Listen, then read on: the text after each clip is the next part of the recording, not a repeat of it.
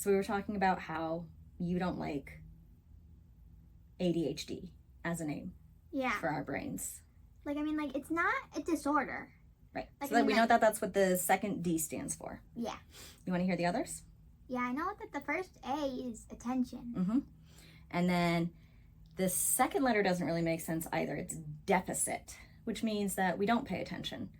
But sometimes we pay attention to things that we want to pay attention to. And sometimes we pay too much attention.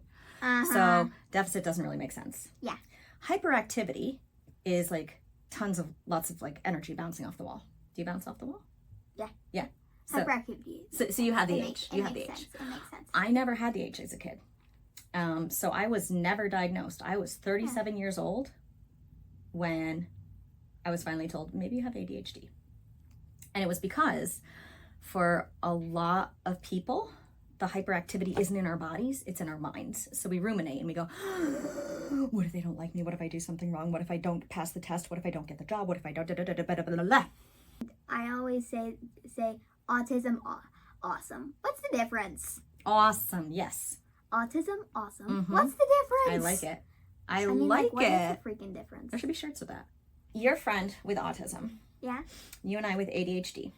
And then there's lots of other people out there that have different types of brains. And sometimes when they're neurodivergent, so that's ADHD and autism, and also high intelligence and also low intelligence, it's like a different type of brain. Jumps around a lot. Very wide, like, bubble there. When you're neurodivergent, a lot of times the root of that is trauma. But it might not be something that happened to you. It might be something that happened back a few generations even. Wow. Yeah, I know. Makes, like, no sense. Yeah. Well, I'll explain that in another video. Why that's.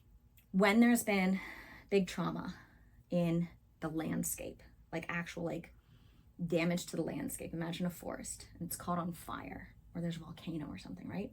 One of the first things to grow is a type of flower called a fireweed.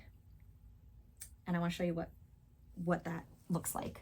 Okay, so I have my laptop here. Is it called fireweed because it grows in the wake. The fire? It's one of the first plants that grows. What do you think of those colors?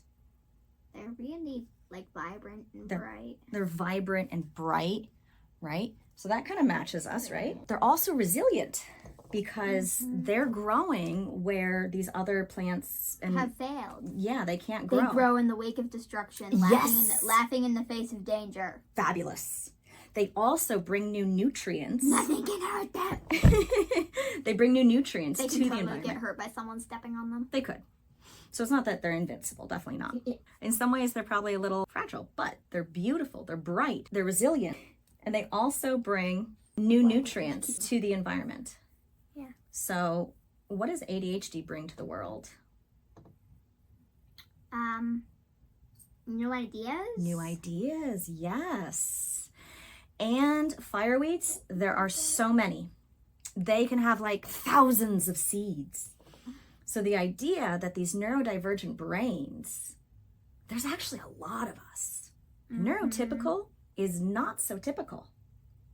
So my idea was to call this type of brain, whether it's ADHD or autism or differences in intelligence, different ways of thinking, this neurodivergence, fireweeds.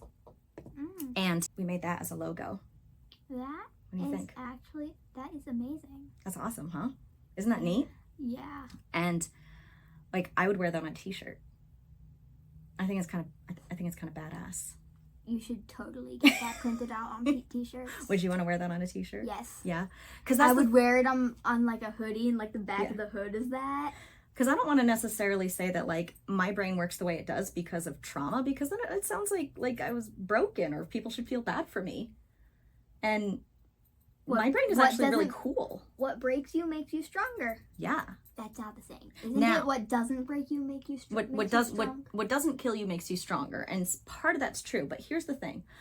Fireweeds, especially those of us with young hearts and those of us who are actually young, can grow into actual fires. They can grow into the thing that traumatizes and damages future generations. So the fireweeds are flammable? Like the actual plant? If they were dried out and kind of like shriveled and husky, yeah, they'd be very flammable. But the idea being that a fireweed is like the good part of it. And if a fireweed gets the nutrients that it wants, it grows into something beautiful. And if not, it grows into the source of the next destruction. Yeah.